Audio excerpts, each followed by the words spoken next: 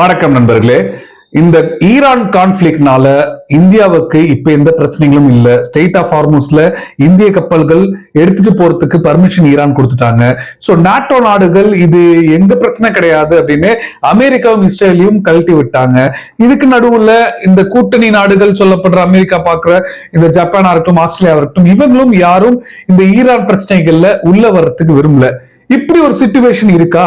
ஆனா ட்ரம்ப் அவர்கள் தொடர்ந்து இந்த பிரச்சனைகளை முழுமையா நம்ம தீர்வு பார்க்காம பின்வாங்க கூடாது, இது நமக்கு செட்பேக் ஆயிடும்ன்ற விஷயங்கள தெளிவா இருக்காங்க. ஆனா இந்தியாவோட பார்வையில இந்த பிரச்சனைகள் பெருசா பரவ போறது இல்ல, அவ்வளவுதான். இன்னும் ஒரு சில வாரங்கள்ல இந்த கேஸ் கிரைசிஸ், இந்த ஸ்டேட் ஆஃப் ஹார்முஸ் எல்லாமே முடிஞ்சிரும் அப்படின்னு பார்த்தாலும் இது சாதாரணமா முடிகிற மாதிரி தெரியல. ஏன்னா இப்ப பாருங்க, குறிப்பா இந்தியன் அத்தாரிட்டிஸ் ஜெய்சால்மர்ல ஒரு முக்கியமான சைரின் சோதனைகளை பண்ணி பார்த்திருக்காங்க. இந்த சிஸ்டத்தையே ஒட்டுமொத்தமா சோதிச்சு பார்த்திருக்காங்க. மொபைல் அப்ளிகேஷன் மூலமா ஏதாவது ஒரு ஆபத்தான இல்ல அபாயகரமான விஷயங்கள், இந்த போர் மாதிரியான பதட்டங்கள் ஏற்பட்டாதான் இந்த சைரன் ஆக்டிவேட் பண்ணுவாங்க. அதை மொபைல் போன் அப்ளிகேஷன் மூலமா ஆக்டிவேட் பண்ணி சோதிச்சு பார்த்திருக்காங்க சொல்லப்படுது. இது சும்மா 1-2 இடத்துல சோதிக்கலங்க, அந்த இந்தியா பாகிஸ்தான் பார்டர் ஒட்டின மாதிரி 11 லொகேஷன்ல இதை சோதிச்சிருக்காங்கன்னு சொல்லப்படுது. சோ என்ன எதுக்காக இந்த 5 மினிட்ஸா செக்யூரிட்டி ட்ரில் கண்டக்ட் பண்ணிருக்காங்க இந்த ஆக்டிவேஷனுக்காகவே. சோ எதுக்காக இந்த சோதனைகள், ஏன் திடீர்னு இந்த மாதிரியான விஷயங்கள் சோதிக்கிறாங்க அப்படின்றத எல்லாருக்குமே கொஞ்சம் யோசிக்க வச்சிருக்கு அப்படின்னு தான் சொல்லணும். குறிப்பா இப்ப நடக்கிற இந்த ஜியோ பாலிட்டிக்ஸ் டென்ஷன் எப்படி வேணாலும் ஒரு யூட்டர்ன் அடிக்கலாம், எங்க வேணாலும் திடீர்னு புதுவித கான்ஃபிளிக்டா மாறலாம் அப்படின்னு இன்னைக்கு இது ஒவ்வொரு கட்டத்திலையும் ப்ரூவ் பண்ணிட்டு வந்துகிட்டே இருக்கு. சோ இது முக்கியமான ஒரு சோதனை எனக்கு தெரியுது. சோ முதல்ல சொல்லணும்னு நினைச்சேன். இது மட்டும் இல்ல, இன்னைக்கு மிகவும் முக்கியமான தகவல்கள் உங்களுக்கு வச்சிருக்க. முடிஞ்ச அளவுக்கு ஸ்கிப் பண்ணாம பாருங்க. நண்பர்கள் சேனல் புதுசா வந்தீங்கன்னா சப்ஸ்கிரைப் பண்ணி உங்களோட ஆதரவுகளை கொடுங்க. சோ நம்ம முக்கியமா இன்னொரு மேட்டர் என்ன பார்க்க போறோம் அப்படின்னா, பங்களாதேஷுக்கும் இந்தியாவுக்குமான இந்த டிப்ளமேட்டிக் ஸ்டாண்ட் ஆஃப், குறிப்பா இந்த முகமது யூனிஸ் இந்த கேர்டேக்கர் பிஎம் இருக்கும்போது இந்தியாவுக்கும் பாகிஸ்தானுக்கும் எந்த அளவுக்கு பிரச்சனைகள் ஏற்பட்டதோ அதே மாதிரியான பிரச்சனைகளை உருவாக்கணும்ன்றதுக்காக இந்த ஒட்டுமொத்த உறவுகளை முறிக்கிற எல்லா வேலைகளையும் பண்ணிட்டு இருந்தார். ஆனா இப்ப இந்த புதிய ஆட்சியாளர்கள், குறிப்பா இந்த ரஹ்மான் இவரோட ஆட்சியில இந்தியாவுடனான உறவுகள்ல கொஞ்சம் கொஞ்சமா மேம்பட்டு வந்துகிட்டு இருக்கு. இதுல முதல் படியா பாத்தீங்கன்னா IPL 2026 தடை பண்ணி வச்சிருந்தாங்க பங்களாதேஷ். அதுக்கு முன்னாடி இருந்த அரசாங்கம், அதாவது இந்த முகமது யூனிஸ் அரசாங்கம். சோ இந்த தடையை இப்ப இதை லிஃப்ட் பண்ணிருக்காங்க. அதுவும் பிராட்காஸ்டிங் மினிஸ்டர் வெளிப்படை என்ன சொல்றாரு அப்படி பாத்தீங்கன்னா, பாலிடிக்ஸையும் ஸ்போர்ட்ஸையும் மிக்ஸ் பண்ணக்கூடாது. சோ அதனால யாரும் இந்த விஷயங்கள்ல பெருசா ஈடுபடக்கூடாது. இதனால நாங்க இந்த IPL டெலிகாஸ்டிங் நாங்க லிஃப்ட் பண்றோம், தடையை நீக்கிட்டோம் அப்படின்னு அவர் தெரிவிச்சிருக்காரு. சோ இவரோட இந்த ஒரு அறிவிப்பு ஸ்போர்ட்ஸா தான் பார்க்கணும், பாலிடிக்ஸா பார்க்க கூடாதுன்ற விஷயங்களை மக்களுக்கு சொல்றாரு அப்படின்னு பார்த்தாலும், கேபிள் ஆபரேட்டர்ஸ் யூனியன் இருக்காங்க பாருங்க, இவங்க ரொம்பவும் ஒரு மிகப்பெரிய அழுத்தங்கள் கொடுத்துருக்கதா சொல்றாங்க. ஏன்னா கமர்ஷியலா கேபிள் ஆபரேட்டர்ஸ் யூனியனுக்கும், அதுவும் குறிப்பா கேபிள் ஆபரேட்டர்ஸ்க்கு கமர்ஷியல் அட்வர்டைஸ்மெண்ட்ஸ், இந்த கமர்ஷியலா பாத்தீங்கன்னா பயங்கரமான ப்ராஃபிட் அவங்க ஏர்ன் பண்றாங்க. சோ இந்த ப்ராஃபிட் பொருளாதார ரீதியாகவும் தடை ஏற்பட்டுரும் ஒரு அச்சத்தினால்தான் பங்களாதேஷ் இந்த ஒரு முடிவுகளும் எடுத்திருக்காங்கன்னு சொல்லப்படுது.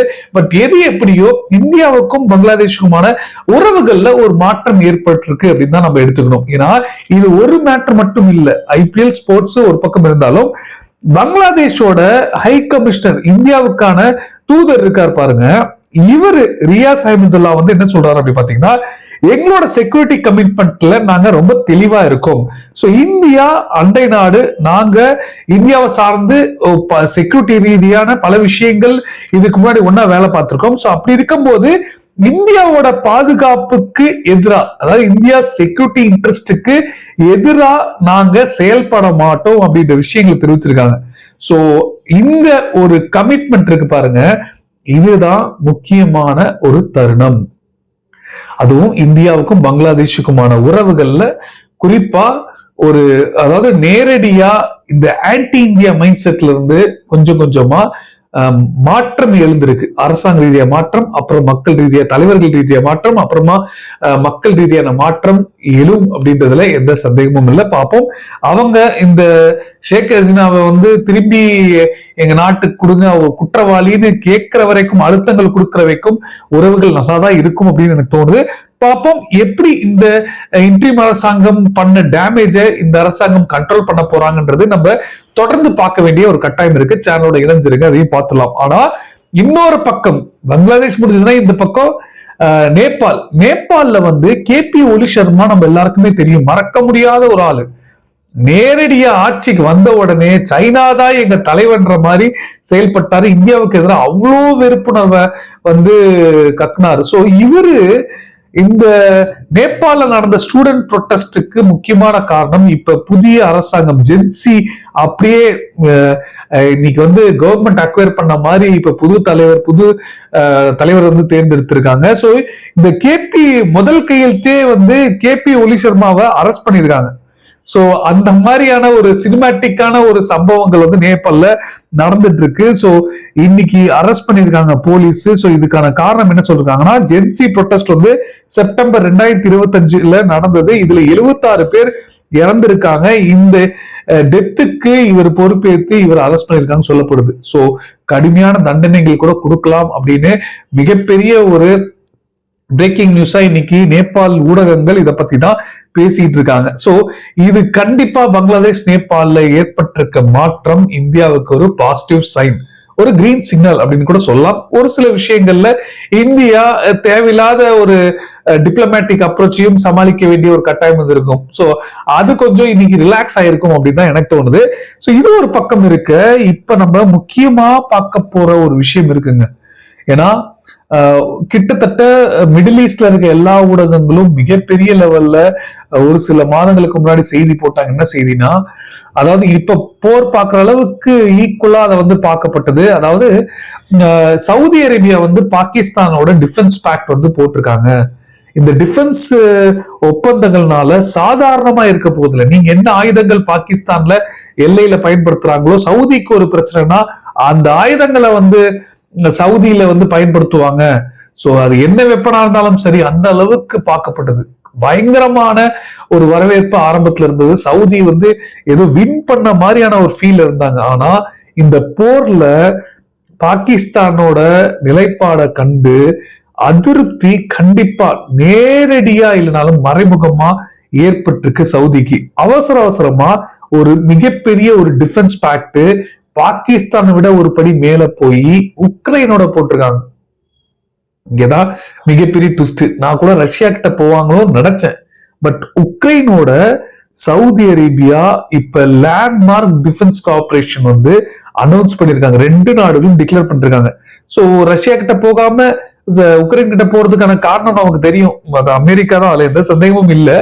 பட் ஆனா முக்கியமா இந்த டிஃபென்ஸ் ஆராய்ச்சியாளர்கள் வந்து என்ன சொல்றாங்க அப்படி பாத்தீங்கன்னா, குறிப்பா பாகிஸ்தானு தாண்டி இவன் பாகிஸ்தான் இதுவரைக்கும் நம்பி பயன் இல்லைன்றது தெரிஞ்சிருக்கு. ஏன்னா அவங்களே வந்து இந்த ஜியோ பாலிடிக்ஸ்ல பாகிஸ்தான் எதுக்கோ நடுவில் சிக்கிட்ட மாதிரியான ஒரு செயல்பாடுகள் தான் அவங்க செஞ்சுக்கிட்டு இருக்காங்க.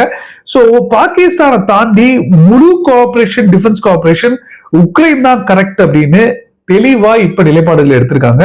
இதுக்கான காரணம் ஈரானோட ட்ரோன்ஸ், பேலிஸ்டிக் மிசைல்ஸை வந்து இன்டர்செப்ட் பண்றதுக்கும் மிகப்பெரிய ஒரு பாதுகாப்பை வந்து உறுதி செய்யறதுக்கும் இப்ப சவுதி இந்த முடிவுகளை எடுத்திருக்காங்கன்னு சொல்லப்படுது. சோ பாகிஸ்தான் அந்த டீல் கிட்டத்தட்ட நீர்த்து போன ஒரு டீலா தான் அமைஞ்சிருக்கு.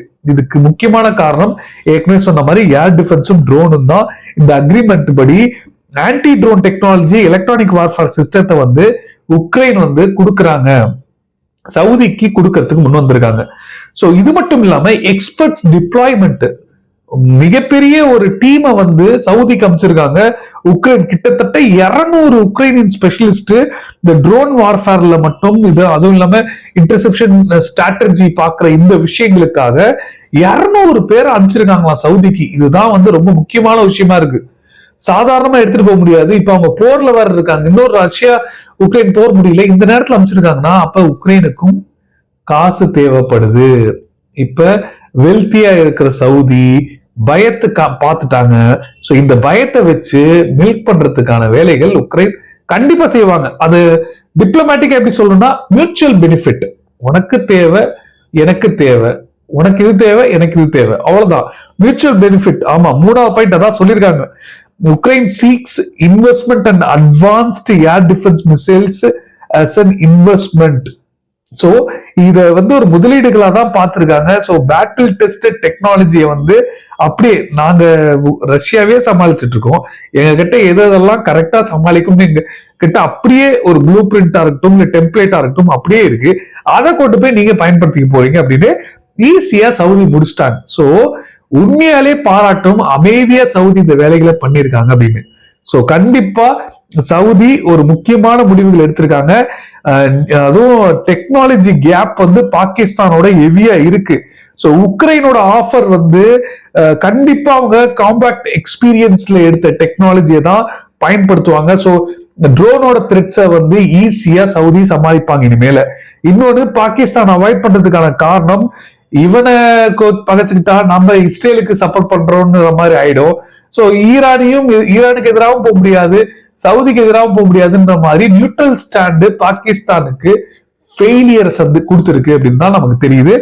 சோ இதனால இப்ப சவுதி அவசரமா இந்த டிஃபென்ஸ் பேக்ட உக்ரைனோட போட்டிருக்காங்க அப்படின்றத நமக்கு தெரியுது. இது ஒரு பக்கம் இருந்தாலும் ட்ரம்ப் இதுக்கு பின்னாடி இருப்பாருன்றது எந்த சந்தேகமும் இல்லை.